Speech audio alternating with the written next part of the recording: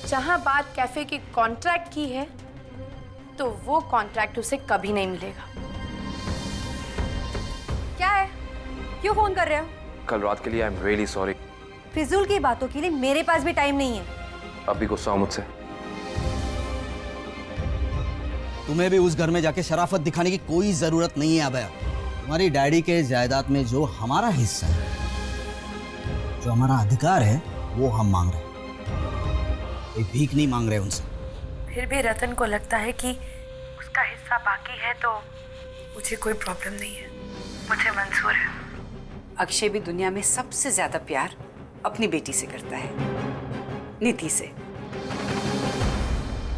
नानी, mummy papa आ गए। मैंने अभी अभी कार की आवाज सुनी। अच्छा, हम ना उन्हें सरप्राइज देंगे। आइए आंटी। अरे नीति बेटा, मैं देखती हूँ। अरे नीति बेटा, मेरी बात तो छुपाऊं? क्या?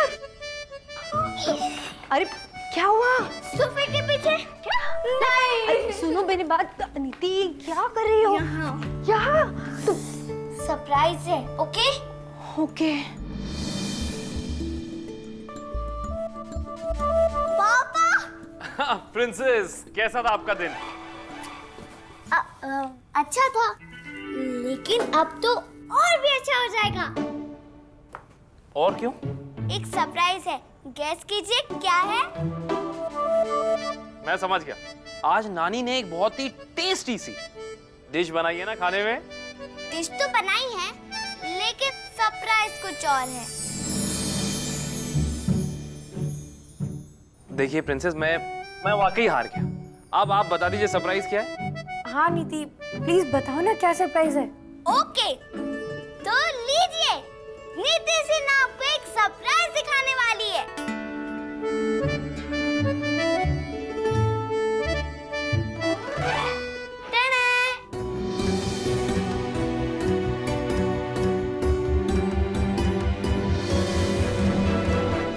Nandini, what a pleasant surprise है ना अक्षय?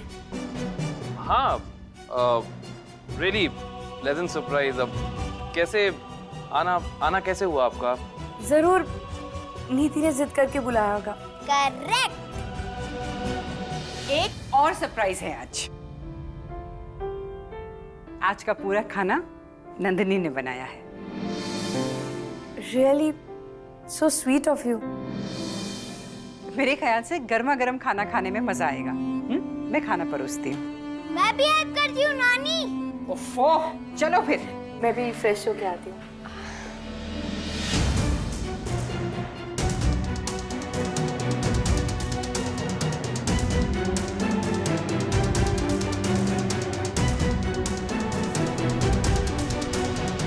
तुम्हारी फेवरेट सब्जी बनाई है।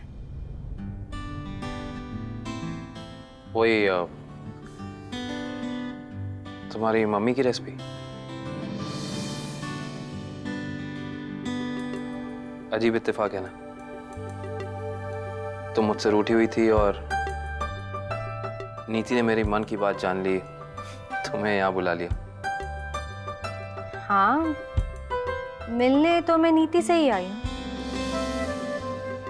तुमसे तो मैं अब तक नाराज हूँ।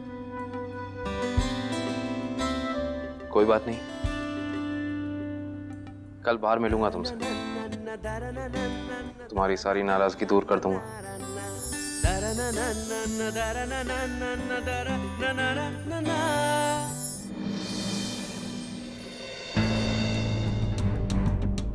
ग्यारह बजने वाले। ये रतन अभी तक क्यों नहीं आया?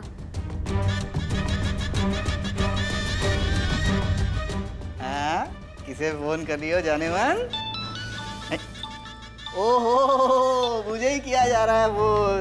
तुमने पुकारा और रतन चला आया। हाँ ठीक है ठीक है। ये कोई टाइम होता है घर आने का? अरे क्या करूं डार्लिंग, एक ऐसा जुगाड़ मिल गया था कि टाइम लग गया। कैसा जुगाड़? अरे तुम्हें वो मेरा पुराना दोस्त याद है, टोनी, रेस वाला? वो मिल गया था। क्या? लेकिन तुमने तो कहा था कि कभी जुए और रेस को उसका नाम तक नहीं लोगे। अरे सुनो तो डार्लिंग, वो टोनी ने ना कल के रेस का सॉलिड टिप दिया। सुनो ना, थोड़े पैसे डीले करो ना। कल शाम तक डबल, वरना मेरा नाम बदल देना। छी रतन, कुछ तो शर्म करो। अरे इसमें शर्माने की क्या बात है? घोड़ों की रेस पर पैसे लगाना रईसों का शौक होता है, समझी तुम? हमें आप लोगों से अपना प्रॉपर्टी का हिस्सा लेकर हमेशा के लिए अलग हो जाना चाहिए।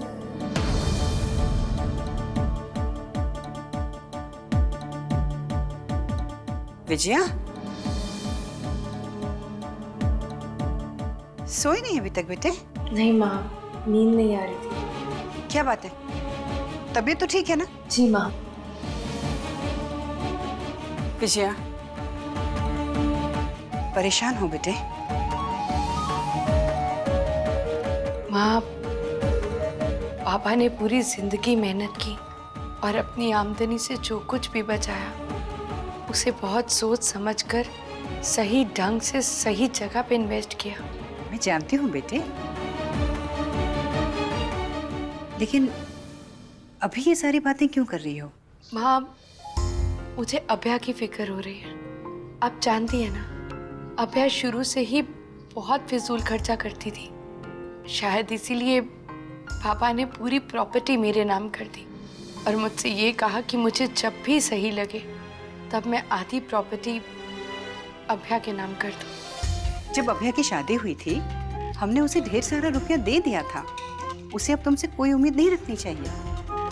माँ, वो आज अभया का फोन आया था और उसने फिर से प्रॉपर्टी में अपना हिस्सा मांगा है। What? हाँ माँ, अभया शायद खुद ये बात ना करती, लेकिन रतन का दबाव है उस पे। वजह जो भी हो, अब ये बात होनी ही नहीं चाहिए। तू परेशान मत हो, सुबह होने दे, मैं अभया से बात करूंगी और अगर जरूरत पड़ी तो मैं रतन को समझाऊंगी। नहीं माँ, प्लीज आप इसमें मत पड़िए। अभया ने मुझसे बात की है ना, तो मैं संभाल लूंगी।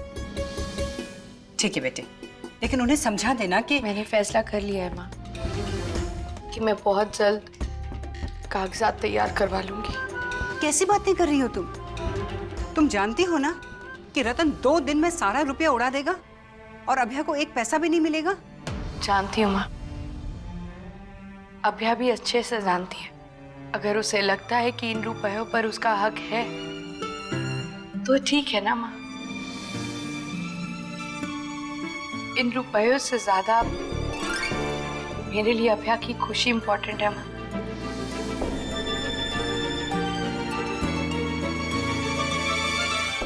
माँ, अभया कह रही थी कि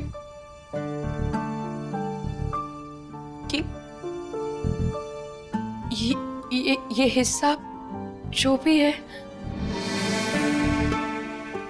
वो मिल जाए तो उसके बाद वो मुझसे कोई नाता नहीं रखेगी।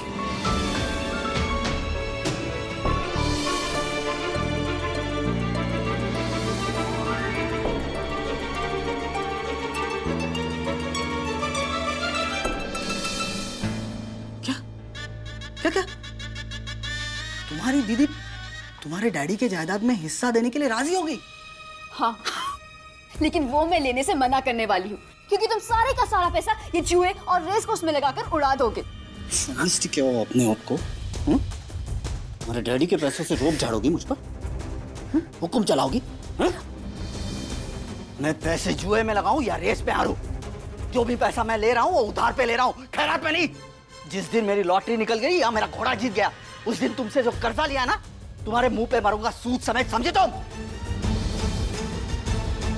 देखता हूँ जायदाद में हिस्सा लेने से कैसे मना करती हो तुम। मैं रतन को मेरी दोनों बेटियों को अलग नहीं करने दूंगी। तुम अभया को इतना रुपया नहीं दोगी। पर मैं बोल चुकी हूँ उसे। ठीक है, उसे देना, लेकिन सब एक साथ नहीं। क्या मतलब? तुम अभया को जितना भी हिस्सा देना चाहती हो, उतनी रकम तुम किसी अच्छी स्कीम में इन्वेस्ट कर दो और उससे जो भी इंटरेस्ट आए तुम वो इंटरेस्ट अभया को हर महीने दो। जरा सोचो विजया, ऐसा करने से एक तो रतन सारा रुपया पैसा एक बार में साफ नहीं कर पाएगा, और दूसरा फायदा ये बेटे कि इसी बहाने कम से कम महीने में एक बार ही सही, लेकिन तुम अपनी बहन से तो मिल सकोगी।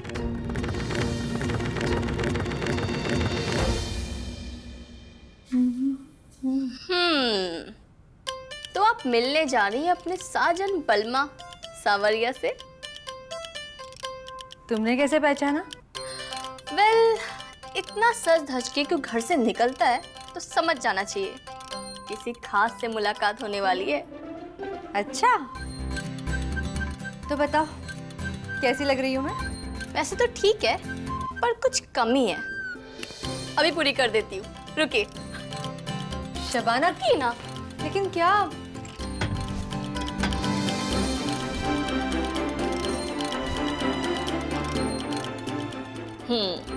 अब देखिए।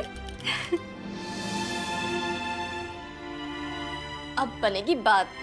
अब देखना, आपके मिस्टर साजन बलमा सावरिया आपको देखकर बेहोश ना हो जाए ना, तो मेरा नाम बदल देना। Not bad. इसका मतलब है कि आज पेशेंट को सर्जरी से पहले एनेस्थीसिया देने की जरूरत नहीं पड़ेगी। क्या इरफान भाई, इतनी जली कटी बातें क्यों कर रहे हो? अरे मैं तो इनकी तारीफ कर रहा हूँ, अपने पेशेंट का इतना ध्यान जो रखती हैं। क्यों नंदिनी? क्यों दाने दे रहे हो इरफान? तुम जानते हो ना मैं किससे मिलने जा रही हूँ? कौन है वो आदमी, क्या करता है, सब जानते हो तुम। फिर देखो Irfan, let's not play this cat and mouse game, okay? ये कैट एंड माउस का गेम ही तो खत्म करना चाह रहा हूँ मैं।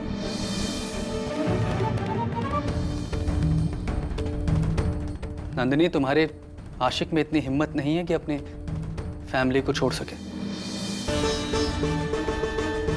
और तुम इस उम्मीद में बैठी हो कि वो तुमसे शादी करेगा।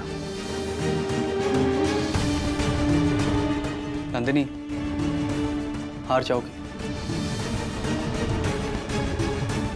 मैं साइकाइट्रिस्ट हूं, बिगड़े हुए दिमाग का इलाज कर सकता हूं, लेकिन टूटे हुए दिल का कोई इलाज नहीं होता।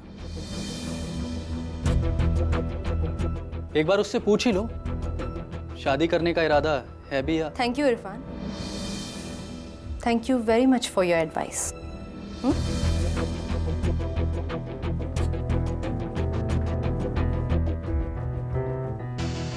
भाई, आप मुस्कुरा क्यों रहे हो? शबाना, अभी जो कुछ भी तुमने देखा ना, वो एक साइकाइट्रिस्ट और उसके पेशेंट के बीच का कंसल्टिंग सेशन था।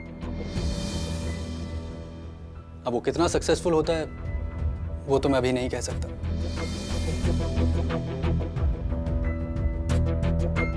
पता है शबाना, जब नंदिनी मुझे पहली बार मिली थी ना अपने ट्रीटमेंट के लिए, तो उसका दिल पूरी तरह से टूटा हुआ था,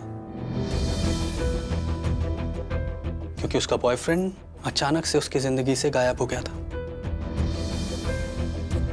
मैं नहीं चाहता कि जिंदगी में फिर से कभी भी उसका वैसा हाल हो। नहीं होगा भाई, शी विल बी फाइन। अच्छा भाई, अब तो बता दीजिए, नंदिनी दी का बॉयफ्रेंड कौन है?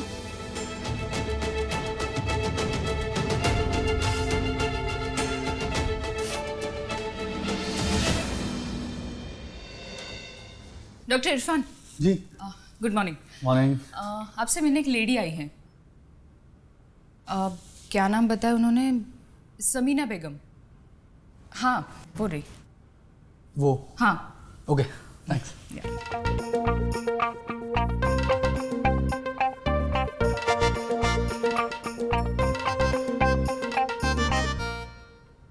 Hello miss.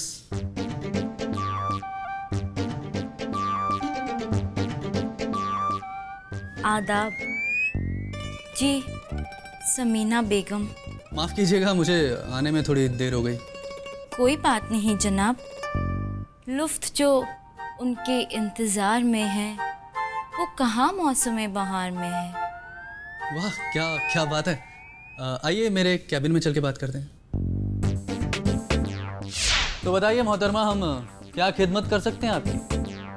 दरअसल जनाब, किस्सा ये है कि मेरे अब्बा हुजूर ज़बरदस्ती मेरा निकाह एक ऐसे आदमी के साथ कराना चाहते हैं जो हमें सख्त नापसंद है।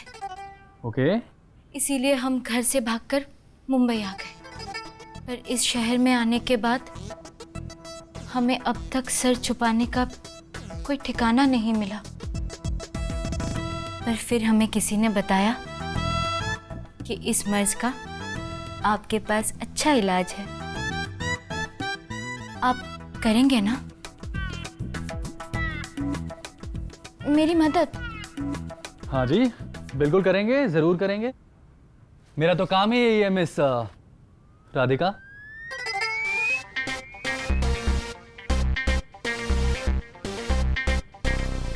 आप इतना इंटेलिजेंट क्यों हैं? आपको कैसे पता चला कि मैं हूं? मैंने आपसे कहा ना कि मेरा तो काम ही यही है। एनीवे, इरफान जी, मैं पूछ रही थी कि क्या आप मुझे अपने घर में पनाह देंगे? मैं आपको बिल्कुल परेशान नहीं करूंगी, किसी भी कोने में पड़ी रहूंगी मैं। देखिए देखिए मिस राधिका, आपकी हिस्ट्री जानने के लिए मुझे पहले आपकी फैमिली में से किसी से मिलना पड़ेगा। तो अगली बार जब आप आएंगी तो अपनी फैमिली में से किसी को लेके आइएगा, या फिर किसी रिश्तेदार को या दोस्त को। अभी आप जाइए प्लीज। Thank you. फिलहाल तो आपके सिवा कोई नहीं है मेरा। वैसे एक कविता लिखी है मैंने, सुनाऊं? क्या? तेरे इश्क की दवा मेरे दिल को भा गई। माफ कीजिएगा मोहतरमा, मेरे अगले अपॉइंटमेंट की घड़ी आ गई। जी जी, एक्चुअली मेरे अगले अपॉइंटमेंट का टाइम हो गया, तो आप जाइए प्लीज। हाँ, थैंक यू। ठीक है, मैं चली जाती हूँ अभी, लेकिन मैं कल फिर से आऊंगी। हाँ जरूर, लेकिन अपॉइंटमेंट लेके आइएगा। मोहब्बत में अपॉइंटमेंट कैसा? इजाजत दीजिए। हाँ, okay.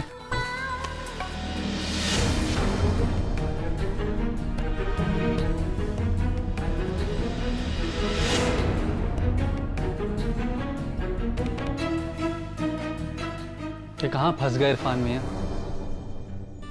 Thank you.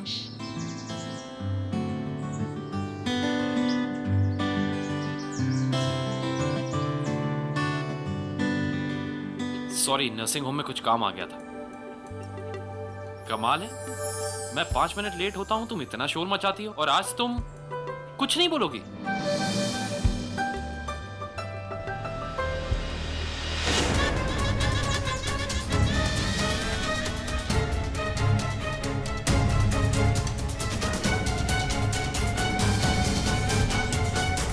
Doctor Akshay Sinha.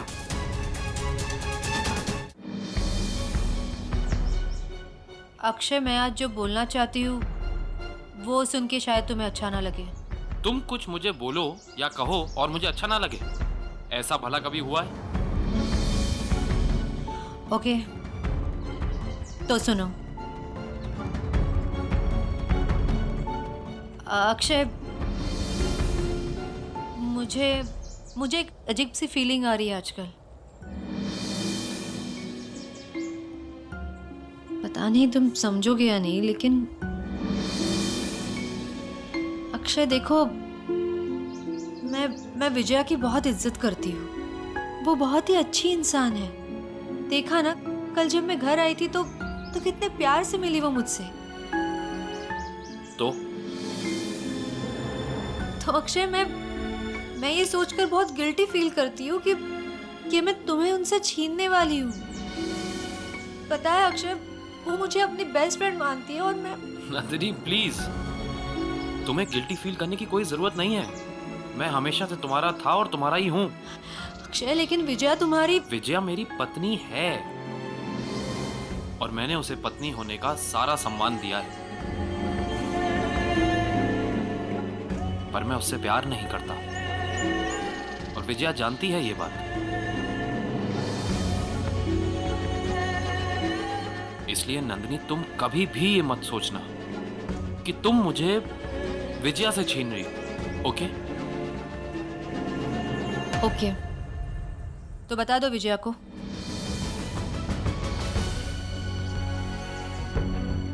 बताऊंगा, जरूर बताऊंगा। एंड यू नो व्हाट, मुझे ऐसा लगता है कि विजया मान भी जाएगी, वो समझ जाएगी, क्योंकि वो एक समझदार इंसान है, वो समझती है मुझे।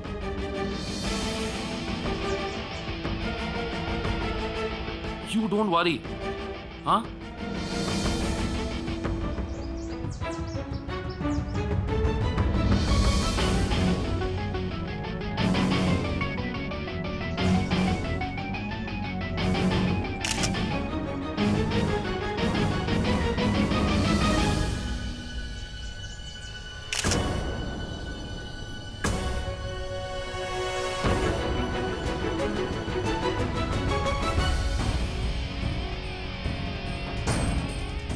माय गॉड,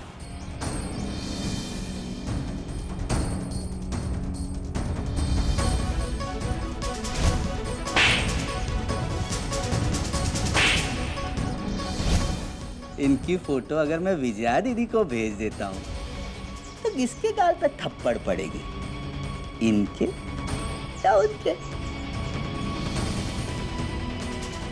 रतन बेटा, ये है तेरा घोड़ा, हर रेस में जीतने वाला।